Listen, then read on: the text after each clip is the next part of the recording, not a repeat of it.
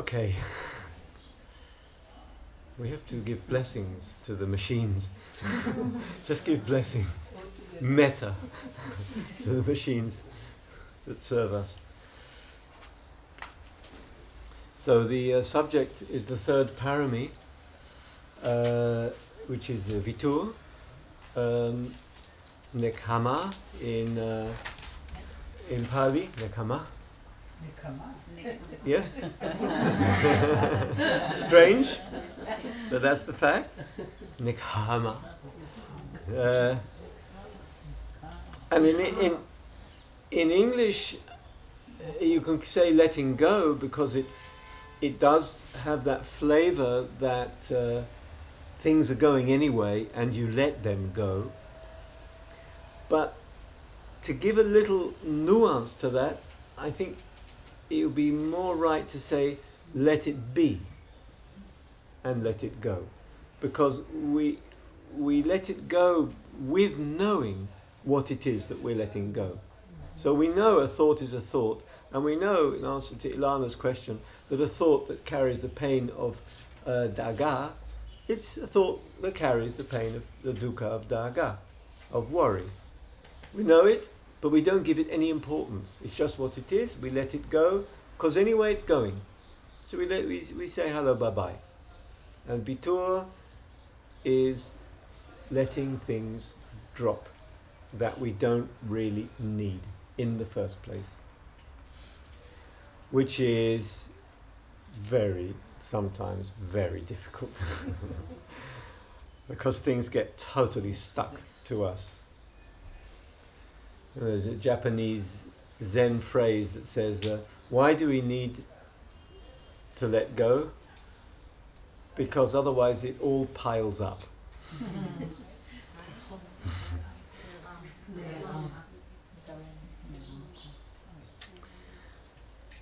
And renunciation, Vitur, is a parami that's sometimes called the chief of all the paramis. And the reason is that it turns every other parami or quality that we have into a parami. And if you remember what we talked about, that the paramis are human qualities, part of our personality, which are transformed by the wisdom of non-self.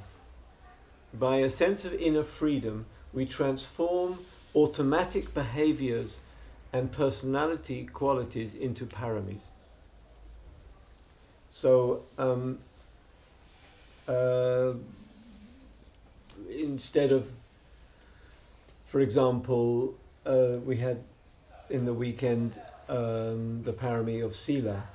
So personality-wise, everybody has got some degree of control on their behaviors. And they're told in the kindergarten, you mustn't hit another child. And so it's come automatically, so we don't like violence, although some people do like violence, because they very much see a reward in hitting another child. So mostly we don't, and it's automatic. And we have the matspun, the conscience. It's not yet a parami. The parami is when, through an inner space, we realize the true meaning of sila, how we become pure and life becomes purer and more joyful and more open and more ease and more awake through being in touch with the quality in us of sila. That means wise, helpful action in life. That needs us to let go of me and my interest. And so it becomes a parami. And so all of the paramis are, in a way, need this basic quality of letting go of me and mine and the automatic behavior called I want, I don't want. So that's why renunciation is a key parami. And renunciation, Vitur, letting go. And I think on the basic, we can look at it, it's quite useful to look at it on, like in the Tibetan description of a sort of basic level, and then a subtle level, and then an ultimate level, which we did with Sila. On the basic level, I think we all know what is renunciation, letting go. We reduce our neediness, hishtokukut, our neediness for things. And it's interesting, it's the first word, more or less, in the Satipatthana Sutta, before you even start to meditate. In the Satipatthana Sutta, which is the sutta which guides the Vipassana, whole Vipassana movement, the first thing in that sutta is, you sit down, sit cross-legged under a tree, but before you even do that, you give up worrying about the world. In English you say fretting. You give up daga, what I need from the world. You can't give it up completely. It doesn't say give up completely, because this is already a parami before you even start to practice. It's reducing our worrying about the world. Daga, what I have, what I don't have, what I need, what I don't need, because you just can't start. Especially as old Buddhist monks a few thousand years ago, that they had nothing. So if you have nothing, and you're busy worrying about having nothing, you can't start. So it's right at the first step. And it says that we are so controlled by wanting and not wanting and pushing away and needing that we have to let go of that from the beginning. And especially because it keeps the whole wheel of samsara turning. It's fundamental to the wheel of samsara. It's built from wanting, not wanting, needing, not needing, desire, rejection, angers. That keeps the whole wheel turning. I want, I need this, I need to be comfortable, I want more, I don't like this, I don't like him, I do like her, I don't like this, I don't like myself, I do like myself. That chain of the, keeps the whole wheel of samsara going round and round. So it's very fundamental to be able to let go. And that's in a way why, right at the beginning also, the Buddha said, if you want to join me, leave your house and become homeless. Which is a challenge for us. What does that mean? I'm not even prepared to give up my sandwiches to give up my house, to give up my money, to give up my car, to give up my... What does it mean? What do I have to give up?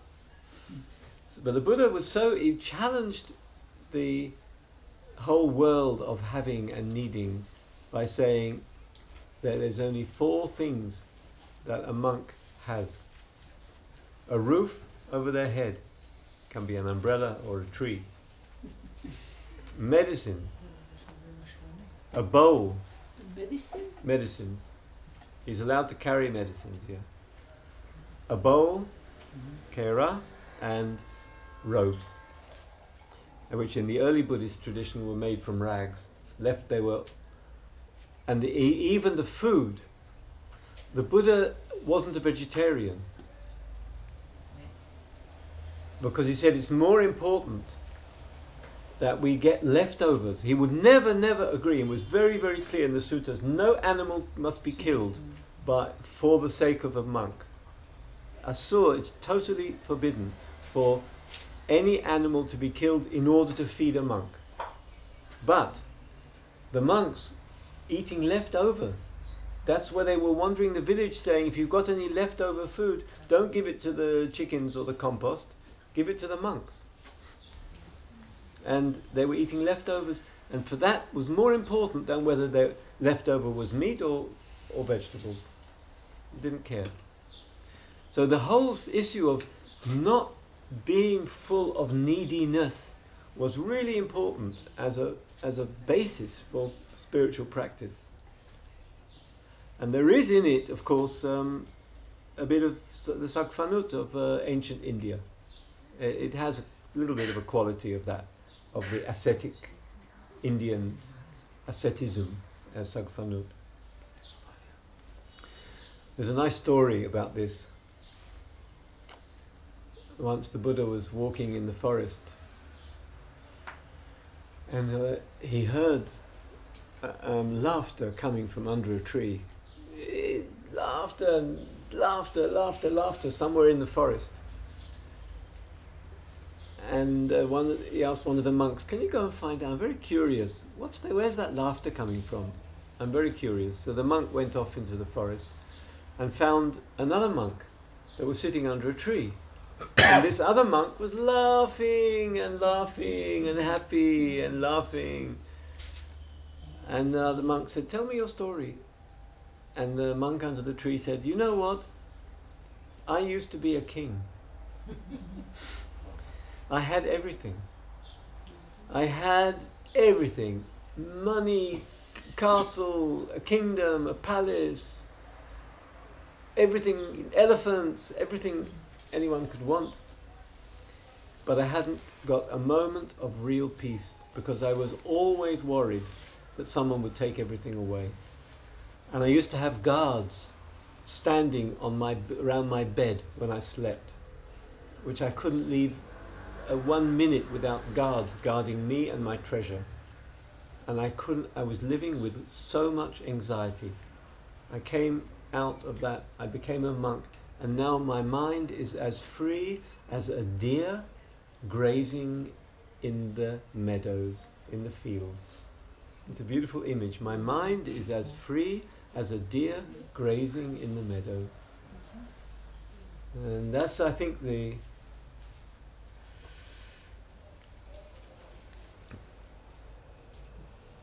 bottom line is, and somewhere in one of the sutras it says the bottom line on renunciation.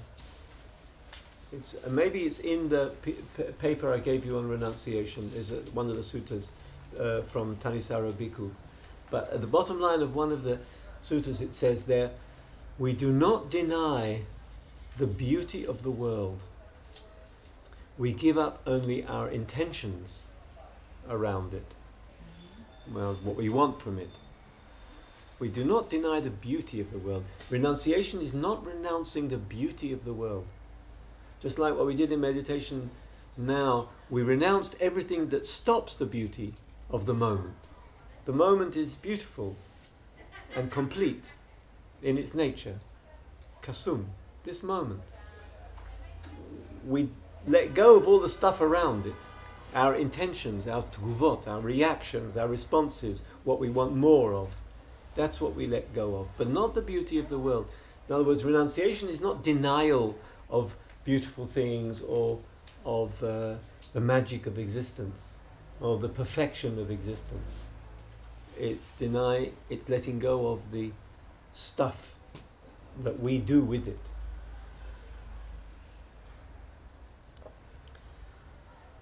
So I think on a very basic level, the Dharma certainly encourages us to be more simple. And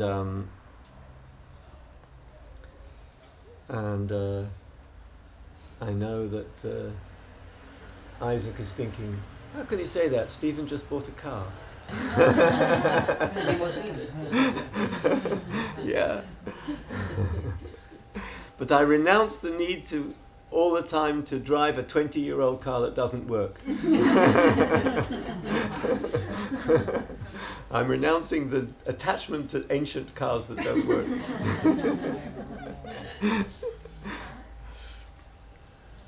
There's a very nice song that the Christian community, there's a Christian community in America that renounced the whole modern world, and they have a song.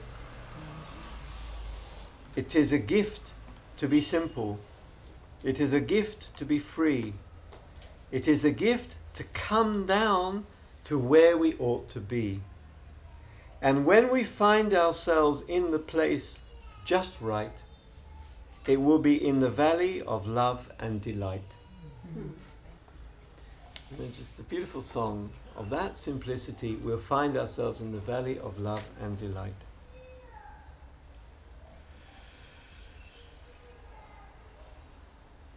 Renunciation is a lot about letting go, is a lot about meeting fear. Meeting fear. Because what really stops us letting go is our fear of what will happen when we do that. What will I be without this that I think I need? This person, this relationship, this house, this money, this job, this car, this protection, this safety, this conditions that I live in, this comfort.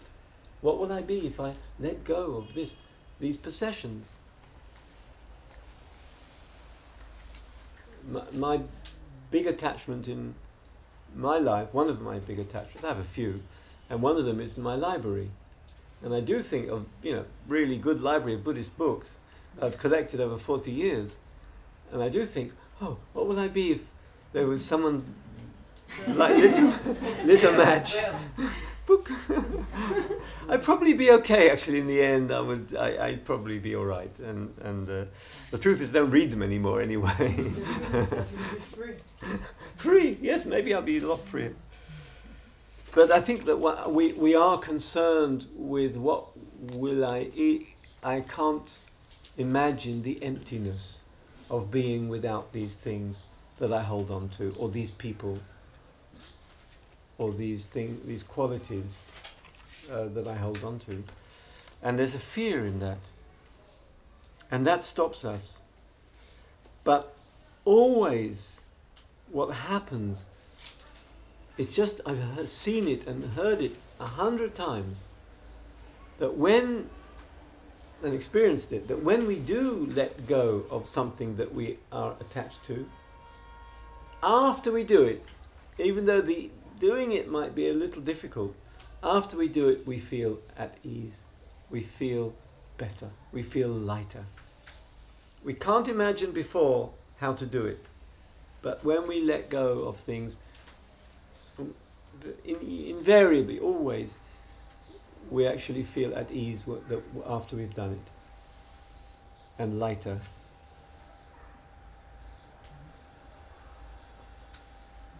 Because there is a lot of pain in that neediness.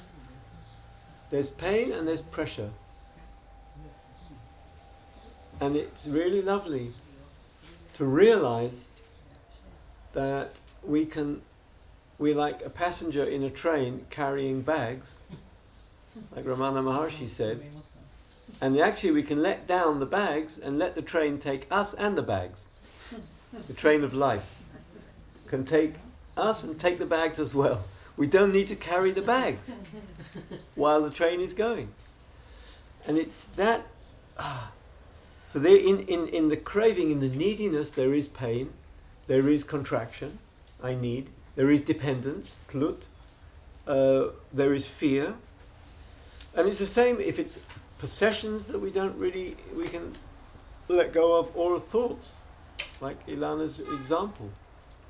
Or thoughts that we keep going round. They go round us, we go round them. And it's the contraction, and when we let go, we find ourselves freer and lighter. That chain, sharsheret, of thoughts, that's gone. I don't need them. They don't help me. I can let go.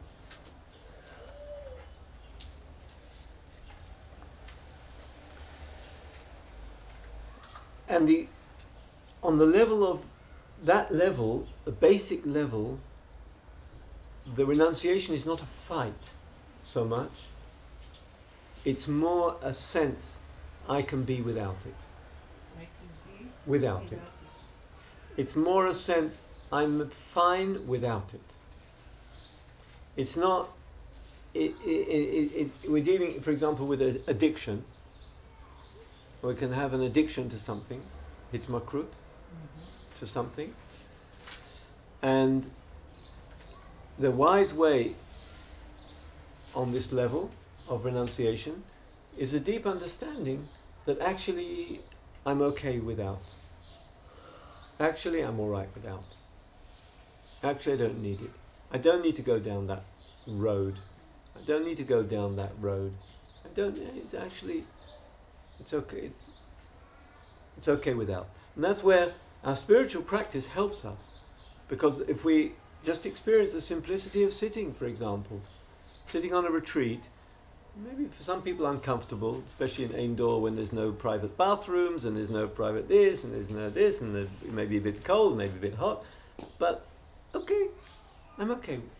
I sit quiet. There's nothing I really need. I'm all right. And it's kind of that sense is the renunciation. It's not a struggle. It's not a fight that we fight ourselves. It's a sense that I can let go because I don't really need it. And it can be an effort at the beginning. Sometimes, and the Buddha said, sometimes you do need to make an effort at the beginning, but it always gets less and less. And after a while, you don't need any effort at all. At the beginning, it can be a little difficult to give up cigarettes, even with that, with whatever the message of I'm all right without and so on. But still, I like my cigarette after with coffee. Well, okay, but just one now. Oh, okay, but yeah, okay. I learned all about renunciation in a class with Stephen on Tuesday, but but tomorrow's another day, and I like my cigarette this morning. But that sense of actually I don't need anything. I'm okay. I don't need anything. I sat quiet. I'm sitting quietly here under the sky. What do I need? It's that feeling will help the renunciation. Will make it less effort. And in the end, we get supported because whenever we give up something, we actually become more joyful.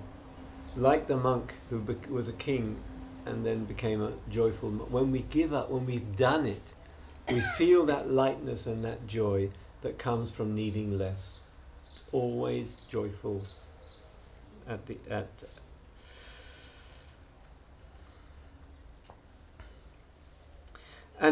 it also, there's one other thing that helps, and that's the practice of vipassana, that we know deeply that actually we don't really need to let go aggressively, to push things away, because they go by themselves. They go by themselves. Everything goes by itself. So actually the holding on is a kind of a non-truth, is a kind of a lie. Because if we look carefully, everything goes. If I look at my library, how long is it going to last? Well, how many worms are going to come and eat the Buddhist books? What will happen when I'm gone? Who's going to? Where will they go? Maybe they go to Beta Sangha, but maybe Beta Sangha doesn't have room for them, so they'll go maybe to the recycle, and everything goes to recycle in the end. Every thought, everything we own, our body as well is totally recycled in 5 minutes, and also all our life. So that helps us to let go, because we see it's going anyway. So on the subtle level, on the more subtle level of renunciation, I would say the second level, or the level, the more deep level, renunciation or vitur is basically vitur that things should be a certain way. It's, you understand? That things have to be like this or like that, or shouldn't be like this or like that. It's leaving control, reducing control, shlita. We renounce control over our experience. That we want a certain experience, or we don't want a certain experience. And this is really an issue for every one of us here. Because we're on a spiritual path. We invest a lot on this journey, perhaps in the Dharma or in other. We invest a lot. We go off on retreats. It's not so easy. We have to take time off. We leave our partners and children and to go off on retreat because it's important. Maybe years we spend on the journey. And so let's be honest and say, yes, we have expectations for hitkadmut, progress. Yes, I have expectations that I will have fruit from all the investment that I'm giving into the spiritual journey. And so we have images. I want a deeper experience. I want peace. I want inner peace. I want to stop the mind from disturbing me. I want ecstasy and joy. These are voices of need. And we can renounce them too. Also they can be renounced, levater. Because actually they are also contraction, they hitkaptsut, they bring us to measuring and to needing results. They bring us to hope, tikva. And so on a subtle level, we actually can drop them as well. I know that, and that may not be so easy. I'm not saying it's easy. Because it's also very subtle. We have it, mamash adin b'tochenu. I want progress. Magia li, acharei kol ha-retreat הזה, magia li. No, lama gav sheli koev. You know, my back is hurting. I've been to 10 retreats and my body's still hurting. What's this? So we need to also this to let go of, because the journey to awakening is about letting go. Renunciation is one of the paramis where we let go in order to wake up, and letting go of the need for progress, attachment to results, is one of the things on the subtle level. And another thing to let go of on the subtle level is becoming somebody. The need to be somebody.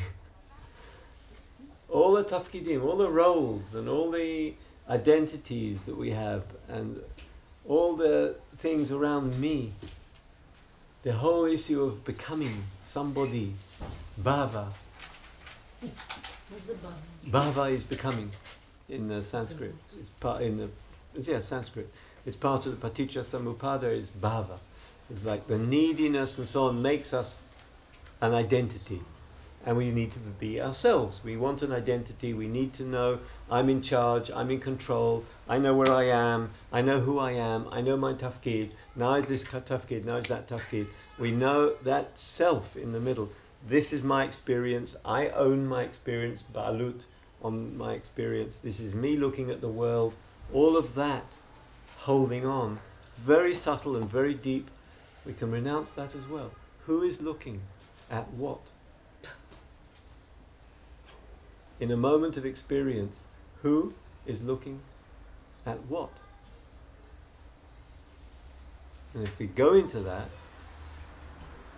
we see that all that construction is another thing that we're holding on to, and it's not really necessary. It's not true. It's just simply not true. When we look deeply enough, as we know, hard to find this identity that we hold on to so strongly. And this brings us to the third level of letting go, which is, as I said over the weekend, the bodhisattva level. Because at this level of more infinite or more liberated level, what we let go of is the construction that we make about ourselves and the world. the habit we make to see the world in a certain way, the habit of duality, of I am here and I'm a person and the world is there, called something which I know. The duality is dissolved. I let go of me and the world as fixed, known, solid entity, things. Me as a thing, solid, known, and the world as solid and known. So we let go of ownership. There's a beautiful quote about the Bodhisattva, which I might have said before, but in case not, I'll say it again. When someone asked the Bodhisattva, after he had or she had brought millions of creatures to awakening, humans and others, and if you ask him or her who did it, he or she would say, I have no idea. And if you ask him or her, what did you do? He or she would say, I don't know. It's that sense of letting go of ownership, of control, of being somebody that does something.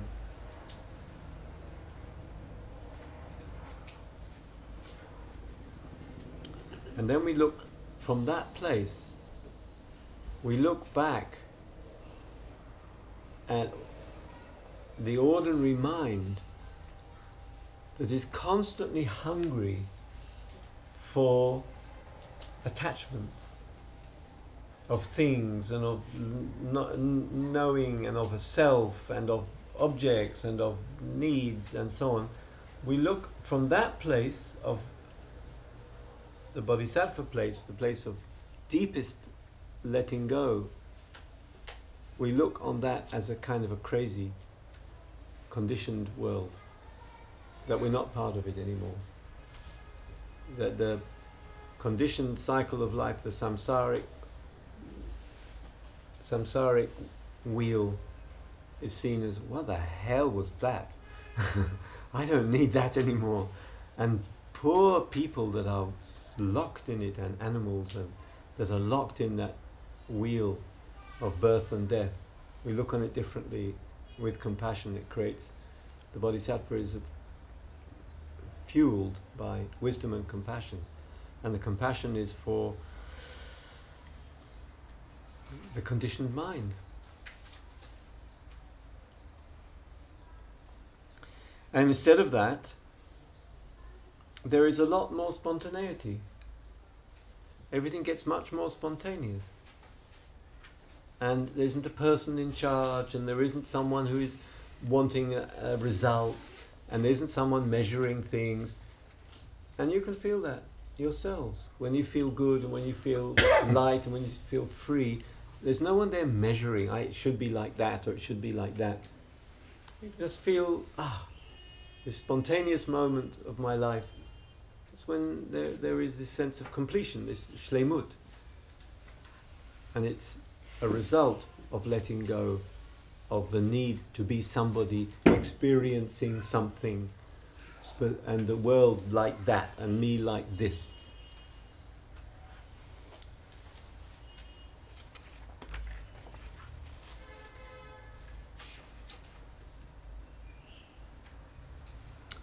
And so if we let go at that level, and we say spontaneously acting in the world, what's it like? And I like the image here of Dakini. Dakini are female energies that are constantly dancing. You know, in the spiritual tradition, Indian especially, and actually not only Indian, also in the West, the spontaneous actions of life are female, and they are dancing all the time. And it's whether it's in the Indian Hindu tradition, they are gopis. You ever heard of the gopis? It's the Indian mythology is the gopis are the milk girls that bring milk, and they milk the cows and so on, and they're always playing with Krishna. Krishna is dancing, playing the flute, and the gopis are dancing. The gopis are the energies of the world. The dakinis are the energies of the world. Right now, words are releasing millions of dakinis, female energies that go out in the world and do things. All your thoughts are like dakinis dancing, like angels, female angels. Leela is the word in the Indian tradition of this play. It's play. Everything turns into play. When there's that deep letting go of needing for outcomes, then there's no time left and there's no result that you need. So then everything is play. It becomes the play of life. Or the play of the divine, the Elohi. And then what happens? A leaf falls from a tree. That's it. No beginning, no end, doesn't need anything, doesn't have to, a leaf falls from a tree, a thought arises, a birth happens, a death happens. It's like a leaf falling from a tree. It's just play. It has no need to be anything other than that. And that needs us to surrender to this spontaneous, free dance. We just have to surrender to it. And that's the deeper level. As the Buddha said, being nobody, going nowhere. That's it. So I want to finish with a small poem by Rumi. He says, find the real world and give it endlessly away. Grow rich, throwing gold to everybody that asks. Live at the empty heart of paradox. I'll dance with you there, cheek to cheek. The dance.